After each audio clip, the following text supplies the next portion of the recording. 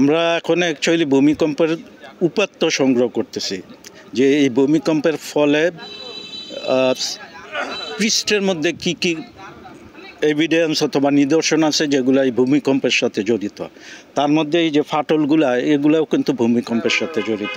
এবং এখানে আমরা দেখতে পাচ্ছি যে এই যে স্ট্রাকচার, ছোট্ট একটা টিনের ঘর, কিন্তু এটার যে বেজমেন্ট বা ফাউন্ডেশনটা, এখানে বেশ কয়েকটা জায়গায় বড় বড় ভাঙ্গন অথবা কি ফ্র্যাকচার তৈরি হয়েছে। এগুলোও কিন্তু ভূমিকম্পের কারণে অথবা কম্পনের কারণে। ভূমিকম্পটা হলো ভূমির কম্পন, শেকিং অফ দি আর্থ। তো এই শেকিংটা হয় ডিউ টু প্লেট ইন্টারাকশন। কিন্তু এইখানে যেটা আমরা দেখছি যে এই যে ফাটলগুলোর যে ডিরেকশন অথবা ওরিয়েন্টেশন, এগুলো সব প্যারালাল টু দি ফল্ট অথবা চ্যুতি, যেটা আমরা শীতলক্ষ্যা নদী বরাবর রান করে। তো এইখানে যে ফাটলগুলো, এগুলো আমরা দেখছি এবং এগুলার ওরিয়েন্টেশন মাপতেছি এবং তার ভার্টিক্যাল এক্সটেনশন কত, এগুলা দেখতেছি। এবং এগুলাকে পরে সমন্বয় করে আমরা এই ভূমিকম্পের কারণে কি কি ক্ষতি হয়েছে এবং এখানে ইন্টেন্সিটি কত হইতে পারে, অর্থাৎ তীব্রতা, ভূমিকম্পের ক্ষয়ক্ষতির তীব্রতা আমরা ইন্টেন্সিটি দিয়ে প্রকাশ করি। আর ম্যাগনিটিউড যেটা আমরা, আপনারা হয়তো জানেন, এটা 5.7 মাত্রার ভূমিকম্প রিক্টার স্কেলে। এটা হলো এনার্জিটা কতটুকু বের হয়েছে ওইখান থেকে। আরেকটা হলো আমরা এই যে ফাটলগুলা, তার দৈর্ঘ্য, তার প্রস্থ, তার লেন্থ, এগুলোও ইন্টেন্সিটি দেখায় যে তীব্রতা, কম্পনের তীব্রতাটা কতটুকু।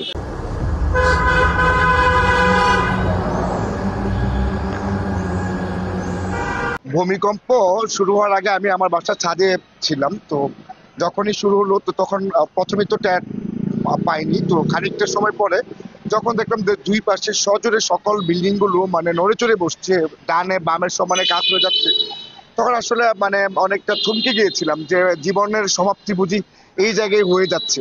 মানে এতটাই যে মনে হচ্ছে বিল্ডিং গুলি ভেঙে নিচে পড়ে যাবে। তো এরকম একটা পরিস্থিতি ছিল এবং এতটা আতঙ্কগ্রস্ত ছিলাম যে গতকালকে রেস্টটুকু আজকে পর্যন্ত রয়ে গেল, এখনো কেটে উঠতে পারছি না যে কি হলো, যে অল্প একটা সময়ের ভিতরে সবকিছু মনে হয় লন্ডভন্ড হয়ে যাচ্ছে চারদিকটা।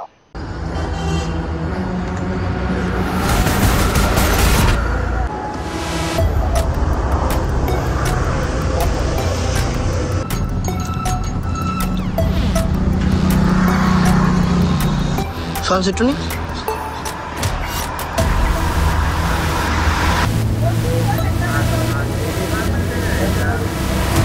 এখন আমাদের গাবতলীর যারাই আশেপাশে আসে সবাই একটু আতঙ্কের মধ্যে আছে।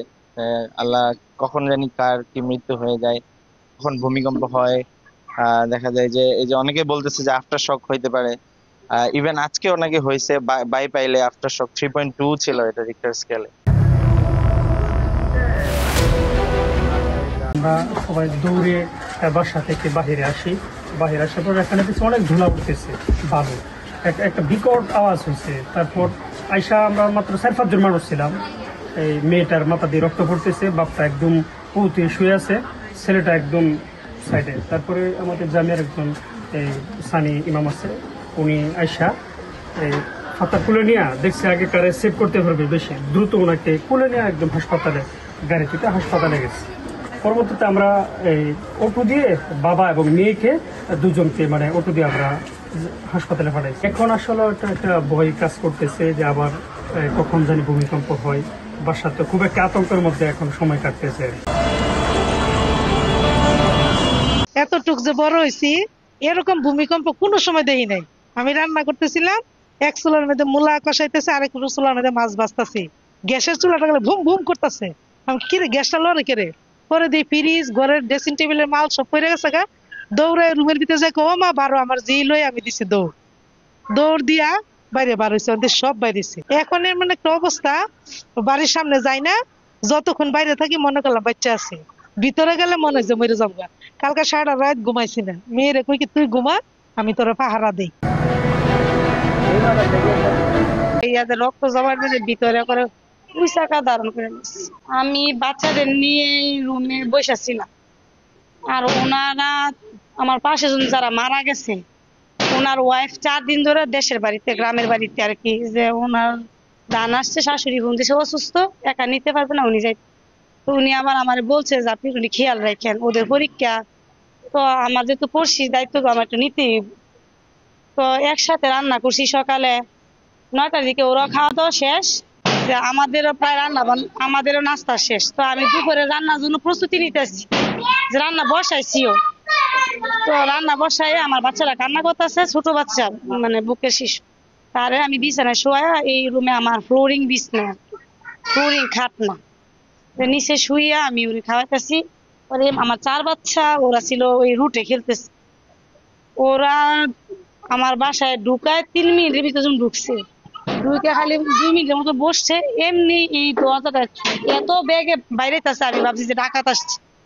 তো ওনারা যে হইচই করে বাবা ছেলে মা মেয়ে বের হইতেছে, ভাবছি ডাকাত আইতেছে। তো আমি মেয়েরে ফালাই আমি দৌড়ে আমার এই রুমটা তাই দূরত্ব হয়েছে না, মানে এই রুমটা এনা খুঁজছি না, এনা খুলমু কেমনে, সমানে বেড়াইতেছে তো এনে খুললাম মানে ভয়ে। আর এই দিকে না গায়ে আমি কি হয়েছে, পরে উনি বলতেছে যে দ্রুত বের হন, ভূমিকম্প হয়েছে। এই লাস্ট জবানে পরে উনি আর কোনো কথা বলতে পারেন। এটা বলার পরে উনিও ফাল দিছে, আমার ছেলেটার সাথে ছিল, এই যে বড় ছেলেটা, তো ওনার ছেলেটা, আমার বড় ছেলেটা আর উনি আর ওনার মেয়ে, আমার বড় ছেলেটার এই সাইডটা দিয়ে পাশ দিয়ে ঘেসে গেছে, আর ওনার বড় ছেলে পুরো ছেলেটার আস্তা ইট পুরা ডাইরেক্ট, ওনার বাবারও ওনারও, আর মেয়েটার খুব সম্ভবত এটা মনে হয় অর্ধেকাংশ পড়ছে আছে, এই জন্য ওর সিটে নেই, সামান্য পরিমাণ মানে সিট, কিন্তু ভিতরে মনে প্রচুর রক্ত জমাট বাঁচছে। তো দুজনেরই মানে ওই ছেলেটার সাথে সাথে মগজ বেরিয়ে গেছে। আর আমি আমার বড় বাচ্চা ওদের সাথে, ও তো একটু বড়, আর এগুলি তো সব ছোট। তো আমি এই সিঁড়িটার মধ্যে দাঁড়াইছি যখন, আমি তাদের সাথেই, কিন্তু আমি দ্বিতীয় সিঁড়ি যখন ফাড়া দিব তখন আমার এই ফাড়ার মধ্যে বসছে, মানে ইটের অংশটুকু বুঝতে আস্তা করলে মনে আমার ফাড়া থাকতো না। তখন আমি বলতে পারতাম না আমার ফাড়া দিয়ে আমি বলতে পারি না। তারপর আমি বাচ্চাদের নিয়ে শুয়ে গেছি গা, মানে 2 বাচ্চা আমি নিচে ফেলাই, আমি শুয়ে গেছি গা। আর এই বাচ্চাটা কেন ছিল, সে একটা খাওয়া বাড়াইছে, যখন নাকি দেখছে যে পিঠ করতেছে তখন সে ব্যাগে এবার পিছনে গেছে, আর আমি শুয়ে গেছি গা। আর ওর সাথে ওমর যে মারা গেছে, আমার বড় ছেলের সাথে ওমরের বাবা, ওমর বোন, ওরা 3 জন তো আমার।